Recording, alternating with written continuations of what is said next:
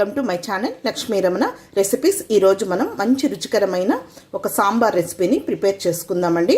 మామూలుగా మనం సాంబార్ చేసేటప్పుడు ఒక్క వెజిటబుల్ వేసుకొని సాంబార్ చేస్తూ ఉంటాం, లేదు ఒక 2-3 వెజిటబుల్స్ కలిపి కూడా సాంబార్ అనేది చేసుకుంటూ ఉంటాం. అందులో మనకి ఇష్టమైన వెజిటబుల్స్ని వేసి సాంబార్ చేస్తూ ఉంటామండి. చాలా అంటే చాలా బాగుంటుంది.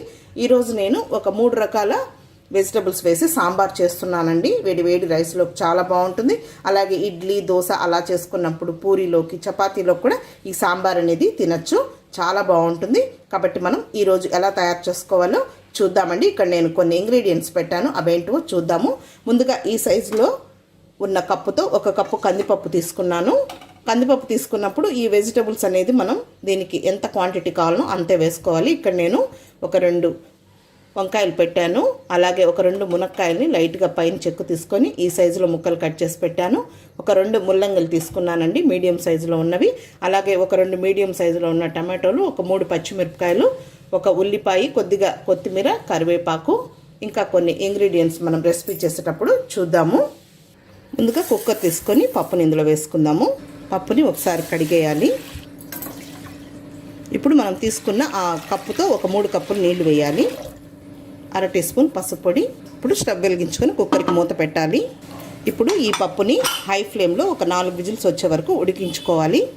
ఇప్పుడు మునక్కాయని ఒక గిన్నెలోకి తీసుకొని కొద్దిగా నీళ్లు వేసుకోవాలి. ఇప్పుడు స్టవ్ వెలిగించుకొని కొద్దిగా ఉప్పు వేయాలి. చూడండి, ఈ మునక్కాయలు అనేది కొద్దిసేపు ఉడకాలి.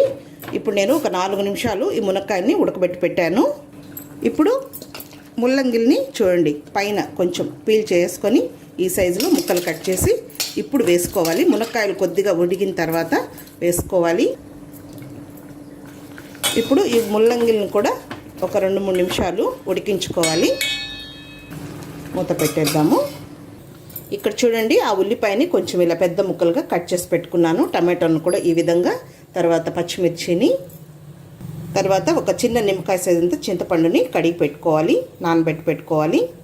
చూద్దాము, ఈ ఉడికిపోయి ఉంటాయి. ఇవి మనకు ఒక 1/4 వంతు ఉడకాలి. ఉడికాయి. ఇవన్నీ మనం కుక్కర్లో కలిపి పెట్టామంటే మెత్తగా అయిపోతాయండి. అందుకని ఈ విధంగా ఉడికించుకొని మళ్ళీ పప్పులో కలుపుకోవాలి. ఇప్పుడు ఇందులో చివరగా వంకాయ ముక్కల్ని వేయాలి. చూడండి, వంకాయల్ని ఈ సైజులో కట్ చేసి వేసుకోవాలి. వంకాయలు మనకు త్వరగా ఉడికిపోతాయి కాబట్టి చివరగా వేసుకోవాలి. అలాగే ఇప్పుడు ఇందులోనే ఈ టమాటో ముక్కలు, పచ్చిమిర్చి ముక్కలు, ఉల్లిపాయ ముక్కలు కొద్దిగా పోపులోకి తీసి పెట్టేసుకుందాము. ఇవన్నీ ఇందులో వేసేసుకుందాం. ఈ విధంగా అన్నీ ఉడికించి చేసుకున్నామంటే సాంబార్ అనేది చాలా బాగుంటుందండి ట్రెడిషనల్ వేలో. అలాగే కొద్దిగా కరివేపాకు, కొత్తిమీర కూడా వేసేద్దాము. ఒకసారి కలిపేసుకుందాము. ఇంకొద్దిగా నీళ్లు వేసుకుందాము. ఇప్పుడు ఇందులో ఒక 1/4 టీ స్పూన్ పసుపు పొడి, ఒక 4 నిమిషాలు ఉడికించుకుందాము. కూరగాయల ముక్కలు అనేటివి మరీ మనకు మెత్తగా ఉడకకూడదు. ఇప్పుడు మనకు పప్పు కూడా ఉడికిపోయింది. మరీ మెత్తగా ఉడకకూడదండి. పప్పు కూడా ఈ విధంగా ఉండాలి. ఇప్పుడు పప్పు గుత్తితో లైట్గా మ్యాష్ చేసుకుందాము. చాలండి. తర్వాత ఈ కూరగాయ ముక్కలు కూడా ఉడికిపోయాయి. ఇప్పుడు మనం స్టవ్ ఆఫ్ చేసేసుకుందాము. ఇప్పుడు ఈ పప్పులో ఈ ఉడికించి పెట్టుకున్న ఈ కూరగాయ ముక్కలు వేసేసుకోవాలి. ఇప్పుడు ఇందులోకి కారం పొడి వేసుకోవాలి. 1.5 టేబుల్ స్పూన్ కారం పొడి, 1 టేబుల్ స్పూన్ ధనియాల పొడి. ఇందులో నేను ఈరోజు సాంబార్ పొడి లేకుండా చేస్తున్నానండి. మీకు కావాలంటే కొద్దిగా సాంబార్ పొడి కూడా వేసుకోవచ్చు. ఇలా చేసుకున్నా కూడా బాగుంటుంది టేస్ట్ అనేది. ఇప్పుడు ఇందులో మనం చింతపండు రసం వేసుకోవాలి. ఆ పిప్పి తీసుకొని అందులో కొన్ని నీళ్లు వేసి ఇందులో యాడ్ చేసుకోవాలి. మనకు చూసి ఎంత నీళ్లు కావాలనో అంత నీళ్లు యాడ్ చేసుకోవాలి.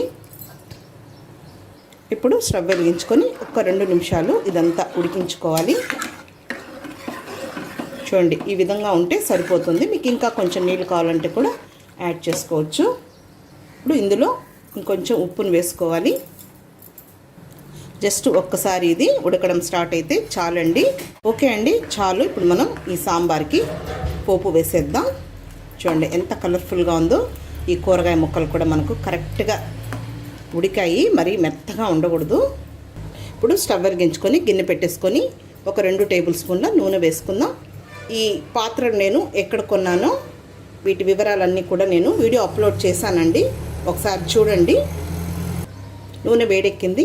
ఆవాలు 1/2 టీ స్పూన్, మినప్పప్పు 1/2 టీ స్పూన్, జీలకర్ర 1/4 టీ స్పూన్, మెంతులు 1/4 టీ స్పూన్. సాంబార్ అంటే మనం కొద్దిగా మెంతులు కూడా వేసుకోవాలి.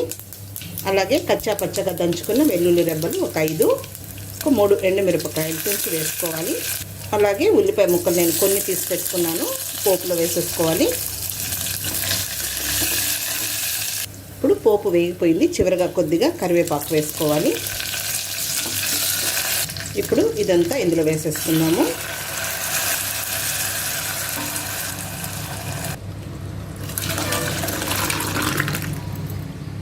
అంతే అండి. ఇప్పుడు జస్ట్ ఒకసారి కలుపుకొని ఒక్క పొంగు రానిస్తే చాలు, ఒక్క ఉడుకు. ఆల్రెడీ మనం అంతా ఉడికిపోయింది.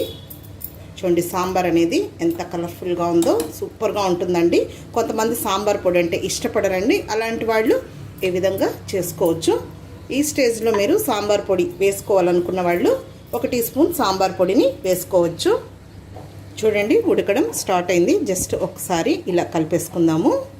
ఇప్పుడు మనం స్టవ్ ఆఫ్ చేసేసుకుందాం.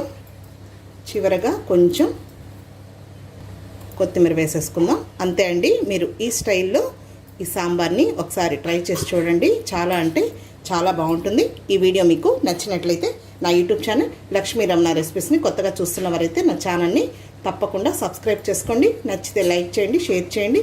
ఇంకొక మంచి వంటతో మళ్ళీ కలుద్దాం. నమస్తే అండి.